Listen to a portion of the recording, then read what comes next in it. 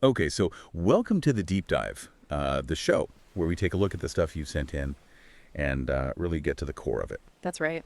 So for today, you guys sent us Mind Health Secrets, which is really all about the fundamentals of meditation. It is. And we're going to kind of go through this and break it down for you in a way that hopefully makes it clear and actionable, Yeah, and helps you to grasp these ideas and maybe give meditation a try. absolutely. So we'll be pulling out excerpts and really focusing on how to begin meditating and what you can expect. Right. So right off the bat, in the foreword, there's this this really vivid analogy about consciousness, Yes. and it compares our consciousness to the surface of a pool of fresh water. I like that one. Yeah, and the surface represents like the part of our awareness that we're normally tuned into, but it's constantly rippled by thoughts and all the external stimuli around us. Yeah, just the chaos of life. Yeah, exactly. The everyday stuff, and then chapter 1 builds on this and explains that the main point of meditation is to kind of let that busy surface settle down, Right. to become still. Exactly. To find that stillness. Yeah, and the cool thing is when that mental surface quiets down, we can start to sense what's underneath, Yeah. what's beneath our conscious awareness. That deeper dimension of ourselves that we don't often get to see. Yeah, and it's really interesting to think that without meditation, our understanding of our own consciousness might be kind of limited. It could be. Like we just think of it as waking and sleeping and maybe daydreaming. Yeah, those are the obvious ones. Right, but Yeah. but there's so much more to explore, and the book even calls meditation a procedure of discovery. I love that. It's like going into uncharted territory. It is like an internal exploration, venturing into parts of yourself that you haven't really encountered before. Right, and they even mention this idea of universal consciousness, which suggests that like underlying all of our individual awareness, there's this deeper interconnectedness. Yeah, it's a fascinating concept, and the book presents it as a really intriguing way to look at the bigger picture of our own minds. Right, so it's really personal, this journey of meditation, Yeah.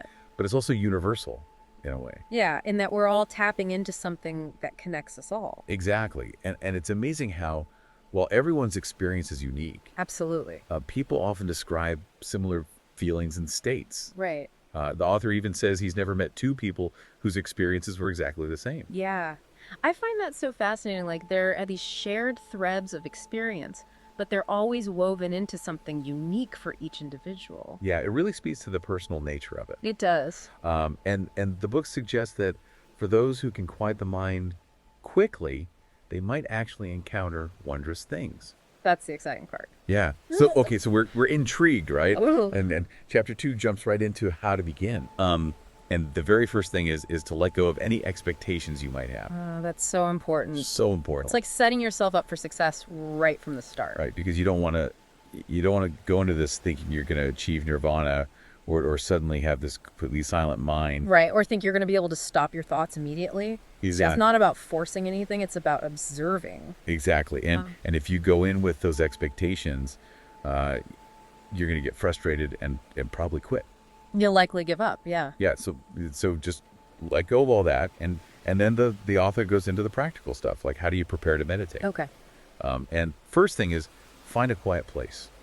Obviously. Yeah. A place where you can really minimize distractions. Right, so no TV, no music, no barking dogs. Or noisy traffic. Yeah, exactly. It's about creating that space where you can really turn inward. Right, and they even suggest checking out local meditation groups. Well, that's a good idea. Yeah, because they often meet in peaceful settings. Right. Makes sense. And then, temperature is important. We make sure it's pleasant, not too hot, not too cold, no drafts. Right. Oh, and they mention insects. Oh, yeah. You don't want those little distractions buzzing around. Can't be swatting at mosquitoes while you're trying to meditate. Exactly. And then there's finding a comfortable seated posture. Right. They say, anywhere from 5 minutes to 50 minutes or even up to an hour. Mm-hmm. And they suggest sitting cross-legged as a simple starting point. Yeah. A good basic position. But the goal is to find a balance between comfort and alertness. Right. You want to be awake and present, but not so tense that it becomes a distraction. Right. And Yeah. and they emphasize keeping your back straight, and your hands resting comfortably in your lap. Yeah. And and they acknowledge that it might be hard to find a completely pain-free posture at first. Especially when you're just starting out, yeah. Yeah, so they say, use a cushion to elevate your hips or lean against a wall if you need to. Yeah, those can be helpful. And they do mention the lotus and half lotus postures.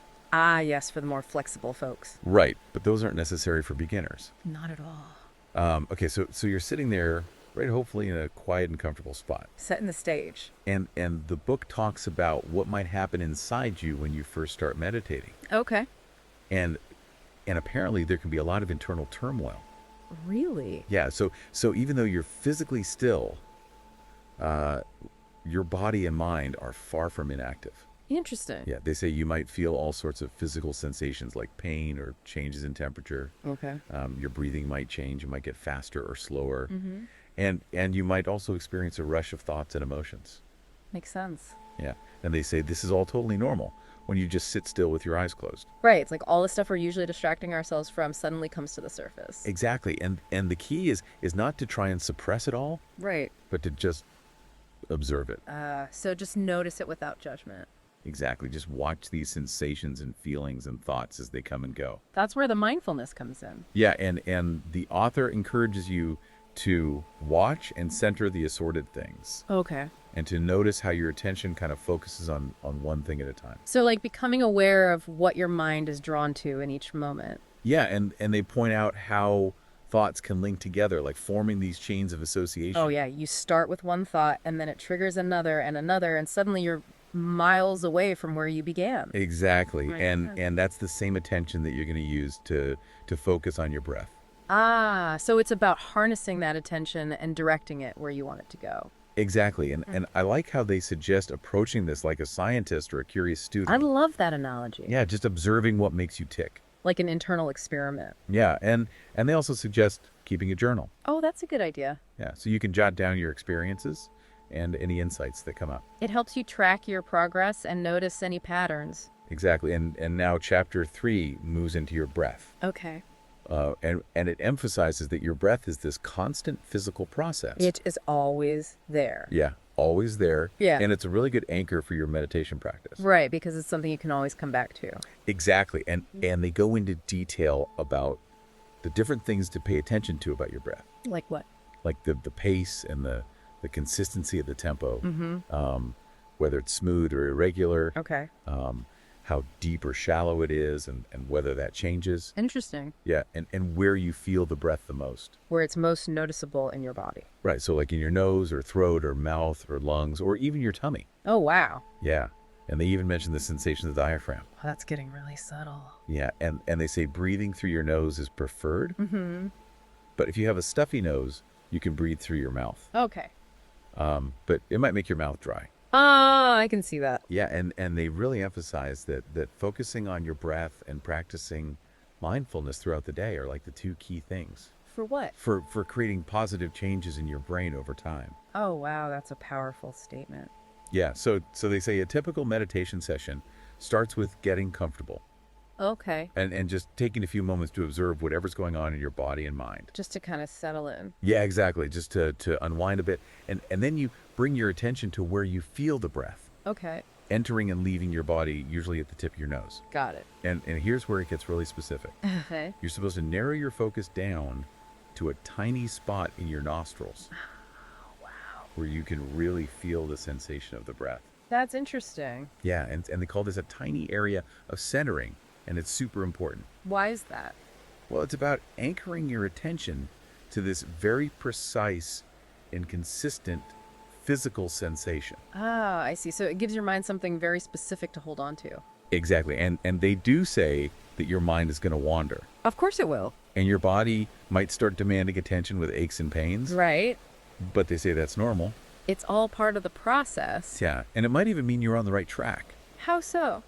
Well, because you're starting to become aware of these things. Ah, that makes sense. Yeah, and the instruction is simple. Whenever you realize your attention has drifted away, Which it inevitably will. you just gently guide it back to the sensation of your breath at that spot in your nose. Okay, so it's like a continuous process of noticing and redirecting. Exactly. Yeah. And you don't want to beat yourself up when your mind wanders. Right. It's not a That- competition. No, it's a practice.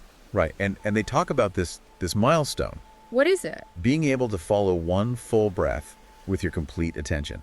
Okay. So from the beginning of the inhale all the way to the end of the exhale. Wow, that sounds challenging. Yeah, and they say it can take weeks or even months of practice. And the next step is to try and count 10 full breaths in a row. With total attention. Yeah, that's like the next level. That's impressive.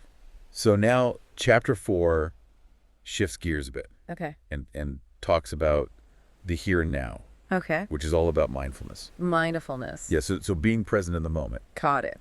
And they make this really interesting point What's that? that the present moment is the only time we're actually alive and experiencing reality directly. That's interesting. Yeah, because the past is just a bunch of memories. Right. Often incomplete and biased by our interpretations. Yeah, and the future is totally uncertain. It's all about being present. Exactly. Yeah. And that's where we have the power to act and influence things. Right. In this moment. And they give these examples of activities that naturally bring us into the present moment, Like what? like playing games or sports or gardening or doing any kind of focused manual labor. Okay. And what's happening during those times is our brains are just completely engaged with the experience. Right. So there's no room for thinking about the past or the future. Exactly. And they say it's almost like the brain has this built-in need to generate thoughts about the past and future. It does, doesn't it? Yeah, it's like its own version of mind candy. Keeping itself entertained. Yeah. And even when those thoughts aren't useful or necessary, it just keeps churning them out. That's so true. But meditation and mindfulness are about breaking free from that Okay. and choosing to focus on the present moment. Intentionally being present. Yeah. And Yeah. and they encourage you to actively try to recognize when you're in the here and now throughout your day. So not just during meditation. Right, exactly. Yeah. And they say it'll be tough at first, Yeah, probably. and yet you'll probably forget a lot. Right. But they say you can come up with creative reminders for yourself, Well, that's a good idea. like little things to help you snap back to the present. I like that. Okay, so chapter 5 is where things get a little, A little what? well, they talk about things that might happen during meditation, and some of them are kind of unusual. Oh. Yeah, so they list a bunch of sensations that they consider normal. But unusual. Yeah, like you might feel your breathing slow down a lot, Okay. or get really shallow, or you might even feel like your breath has stopped completely. Wow. Yeah, and you might feel numbness in different parts of your body. Okay. And they say this is different from the numbness you feel when your foot falls asleep. How so? Well, in this kind of numbness, you can still kind of feel a sensation if you move. Oh, interesting. And then there are these even more expansive sensations that some people experience, Like what? like feeling like your consciousness is no longer confined to your body, Wow. or feeling like your body or head or brain or even your consciousness feels bigger. That's wild. Yeah. And some people even feel like their consciousness is expanding to fill the whole room or Yeah. the world or even the universe. That's incredible. And some people feel a sense of oneness with everything. Like a deep interconnectedness. Yeah, exactly. And they even say you might experience meditative-like states during your waking hours. Really? Yeah, characterized by bliss and heightened awareness and a feeling of lightness. Wow. And experiencing things without labeling them in your mind. So just pure experience. Yeah, and then there are the changes in mental activity. Okay. Like you might start to see dualities like right and wrong as illusions. Interesting. Yeah, and you might place less importance on material possessions. Okay. And things you used to judge as pretty or ugly might start to feel neutral. So a shift in perspective. Yeah, and some people experience intense emotions like overwhelming bliss and joy. Wow. And some people feel like they can just know things about people they've just met. Like intuition. Yeah, and some people even feel like external sounds are part of them. Whoa. Like a dog barking is somehow also you. That's really trippy. Yeah, and they do say that a lot of these experiences might be hard to remember afterwards. That makes sense. Yeah, and they stress that you might have some of these experiences or none of them or completely different ones. Right. Everyone's journey is unique. Yeah, and the main point is not to get attached to any particular experience. Okay. But to just let it happen if it does, and if nothing's happening, just bring your focus back to your breath. Ah, always back to the breath. Exactly. And Yeah. and the last section, wrapping up, talks about something really interesting. What's that? The possibility of a natural development of morality. Oh, wow. Yeah, as you meditate more and more. Okay. And as the ego starts to fade. The ego. Yeah, that sense of a separate self. Okay. They say this could lead to a state of more harmlessness in your thoughts and speech and actions. That sounds beautiful. Yeah, and a greater sense of generosity and unselfishness. Wow.